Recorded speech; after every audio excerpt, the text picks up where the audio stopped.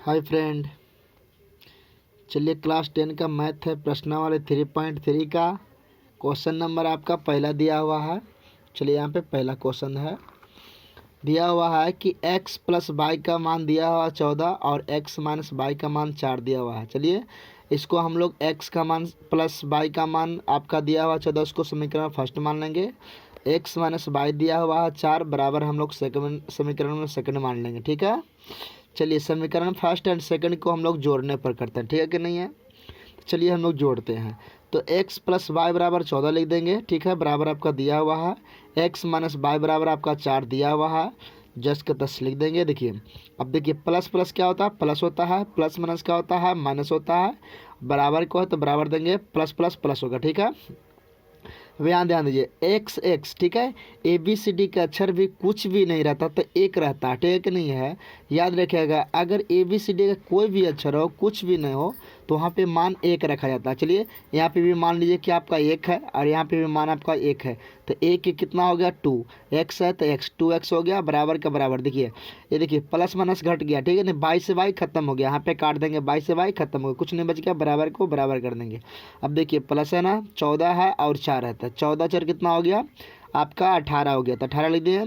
अब देखिए यहाँ देखिए ए बी सी डी का अच्छा 4 और अक्षर है तो बीच में आपका गुना का चिन्ह होता है, बीच में कैसा चिन्ह होता है, गुना का होता है। याद रखिएगा ए बी सी डी का अक्षर हो और गिनती का कोई भी संख्या हो उसको बीच में गुना का चिन्ह होता है, गुना से फिर कहाँ जाता है, भागा में जाता है। ठीक है, तो चलिए 2x बराबर 18 हो गया, x बराबर हम लोग 18 लिख देंगे।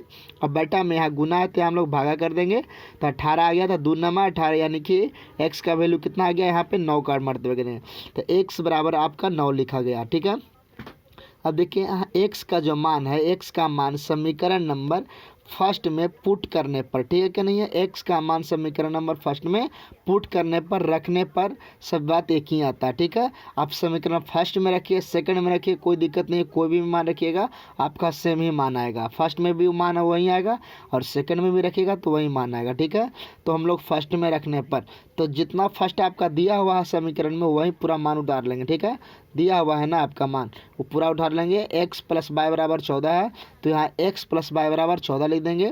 अब देखिए x का जो मान आया था तो x की जगह पे जो मान संख्या आएगा वहीं लिख देंगे, 9 है तो 9 प्लस का प्लस देंगे, बाई का बाई लिखेंगे, बराबर का बराबर, 14 को 14। अब देखिए एक जाति को एक तरफ करेंगे, देखिए 14 में ए बी सी डी का कोई भी अक्षर नहीं लगा हुआ। ठीक है, इसी प्रकार से 9 में भी आपका कोई अक्षर ए बी सी डी का नहीं लिखा हुआ, इसलिए हम लोग एक जाति कहते हैं। ठीक है, तो समान जाति को समान तरफ, तो बाई बराबर रख देंगे, बराबर 14 को 14, ई पट्टी प्लस है तो ई पट्टी माइनस हो जाएगा। ठीक है कि नहीं है, तो देखिए 14 में से आपका 9 जाएगा तो ठीक है कितना बच गया 5, यानी कि बाई का वैल्यू कितना आ गया आपका 5 आ गया, यही आपका करेक्ट आंसर है।